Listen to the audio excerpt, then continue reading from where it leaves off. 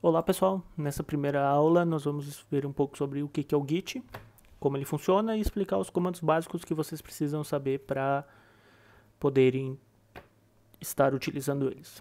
A primeira distinção que a gente precisa fazer é o que é o Git e o que é o GitHub. Embora eles sejam usados como sinônimos, eles não são. Git é o protocolo em si, é o sistema de versionamento de versões, no qual pode ser baixado aqui no site git-scm.com. Daí tem as opções tanto para o Mac, quanto para o Windows, quanto para o Linux. Aqui também tem alguns clientes, interfaces gráficas que vocês podem utilizar, ou vocês podem utilizar por linha de comando. Nessas videoaulas eu vou mostrar um pouco de cada, para que vocês vejam como funciona, e fica a cargo de vocês escolher qual é o que vocês ficam mais confortáveis utilizando. Pessoal, eu vou mostrar aqui a instalação do Git porque tem um detalhezinho que vale a pena comentar. Então aqui eu tenho a instalação dele, aqui tem os termos que ninguém lê, next. Aqui o local onde é que ele vai ser instalado. Aqui as opções que eu quero. Eu clico em next também, next. E aqui vem um ponto bem interessante.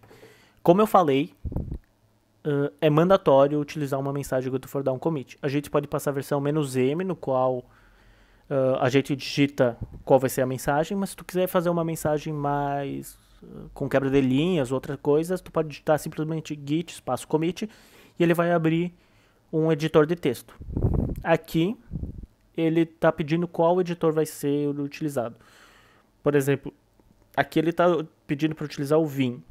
O Vim ele é bastante complexo porque ele é um terminal, ele é um editor de texto pelo terminal, é bem chatinho, embora ele seja bastante utilizado, eu não acho que ele seja muito simples de utilizar. Então a gente pode, aqui tem várias outras opções, Notepad++, Visual Studio Code, Sublime Text, Atom. Então eu vou selecionar aqui Visual Studio Code. Então, next. Aqui ele está pedindo uma configuração, vamos manter o padrão. Aqui ele está pedindo se é para utilizar a opção OpenSSL ou a solução nativa do Windows, a gente vai manter como está. Aqui um outro ponto legal, é que a quebra de linha do Windows ela é diferente da do Linux.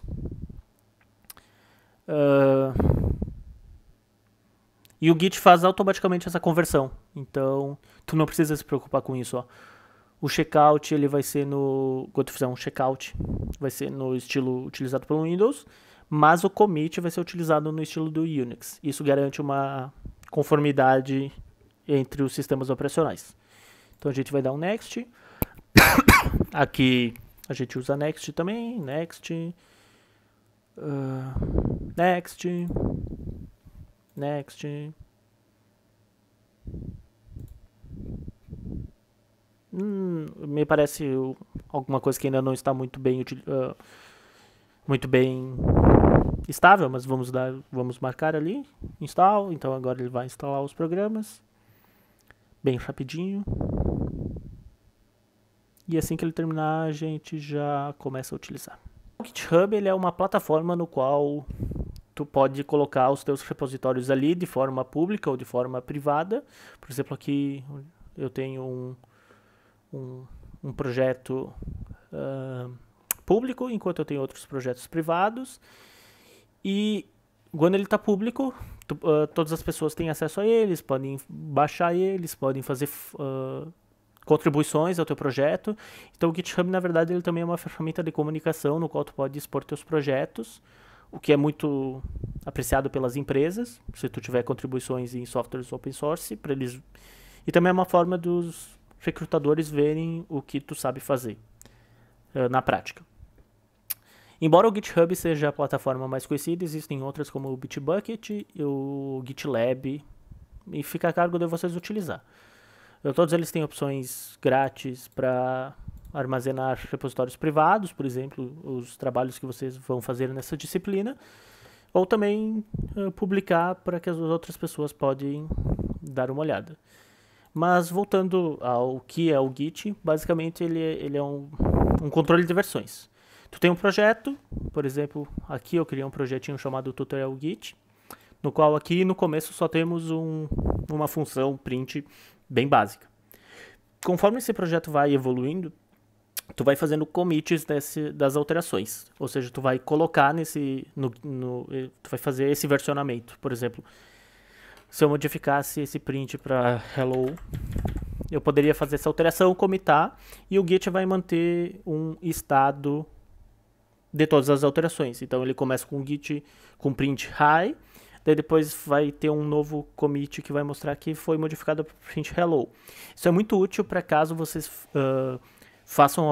introduzam algum bug no software de vocês, que vocês têm todo o controle, então vocês têm como voltar para a versão anterior, porque uma versão aponta para outra, numa lista encadeada, então tu tem como voltar para uma versão no qual teu software ainda estava funcional. Isso é bastante utilizado nas empresas, principalmente quando tem duas ou mais pessoas trabalhando, tu tem como ver quem fez determinada alteração, tu tem como voltar, então é muito mais prático do que tu ficar enviando por e-mail ou por FTP, no qual tu tem que fazer esse registro manual de quais alterações foram feitas. Começando pelo início aqui eu tenho eu vou mostrar alguns comandos pelo terminal, e daí depois eu mostro alguns pelo PyCharm e pelo Visual Code, e por fim eu mostro alguns utilizando ferramentas gráficas. O primeiro comando que vocês precisam fazer, quando vocês já estiverem trabalhando num projeto e querem que aquele projeto se torne gerenciado pelo Git, é utilizar o comando git init, no qual ele vai criar um repositório .git, no qual ele vai armazenar algumas informações, como o nome do repositório, quem criou e outras informações. A partir desse momento já é possível utilizar todos os demais comandos do Git. Por exemplo, se eu digitar git status, ele vai nos mostrar que nós estamos no branch master, ou seja, é o primeiro que é criado quando tu dá o git init, embora tu possa trabalhar com vários branches. É comum que o branch master seja o que vai ser utilizado para produção e tu não mexa diretamente nele, tu mexa em outros branches, como develop ou um nome qualquer, e daí depois tu faça um merge para master quando tu tiver testado tudo. Então o master seria o que está mais estável, digamos assim.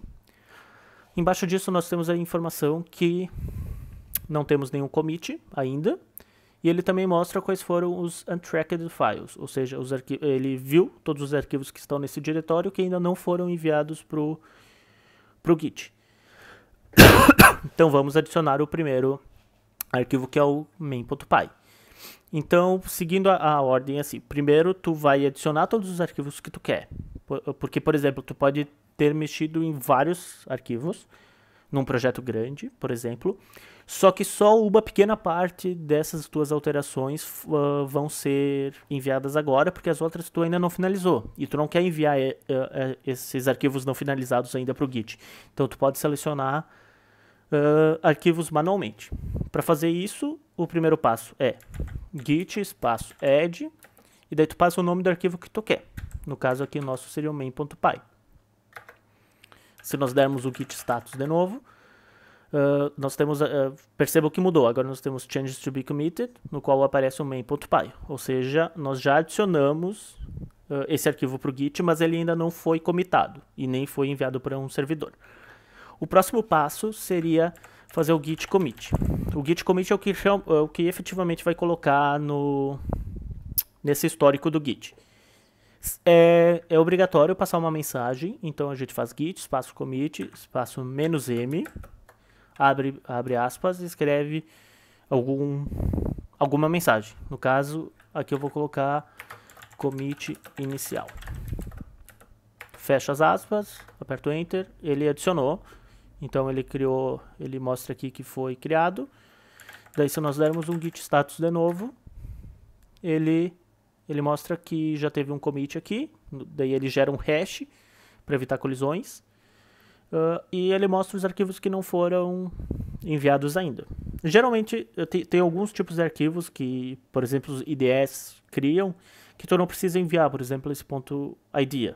não precisa enviar porque cada programador vai ter sua própria ideia, então não faz sentido enviar esses arquivos. Então nós deixaremos eles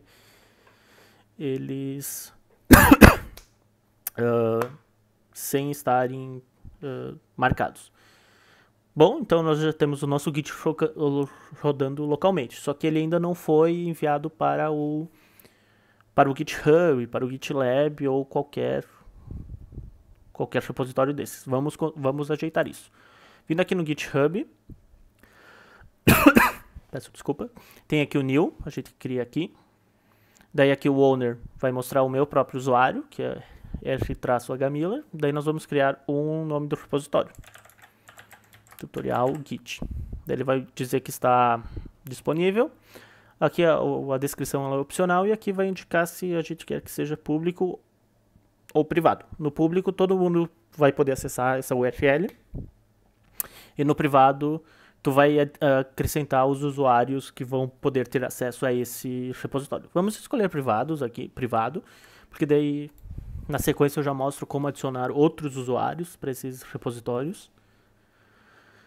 Aqui tu pode adicionar um arquivo de README, um .gitignore, que nada mais é do que um arquivo no qual tu lista os arquivos que não vão ser enviados. Por exemplo, eu comentei agora há pouco sobre essa pasta aqui.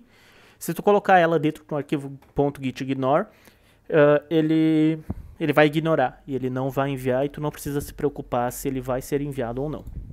Não vamos marcar nenhuma opção por enquanto e a gente clica em Create Repository. Ele vai criar.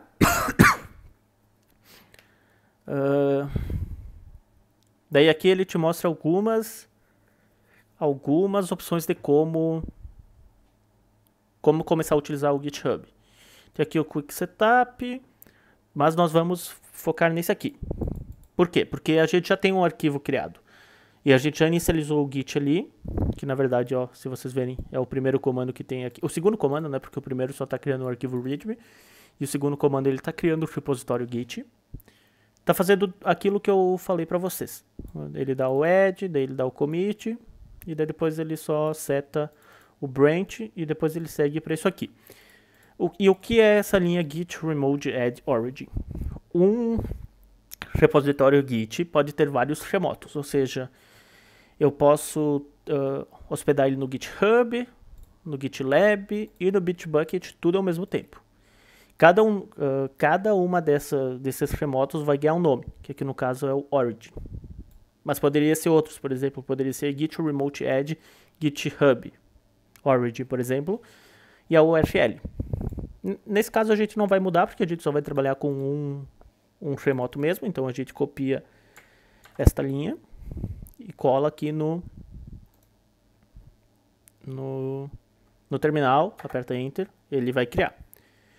O segundo passo agora é enviar os arquivos para o repositório, porque por enquanto está vazio aqui, embora a gente já tenha aquele arquivo criado, o arquivo main.py.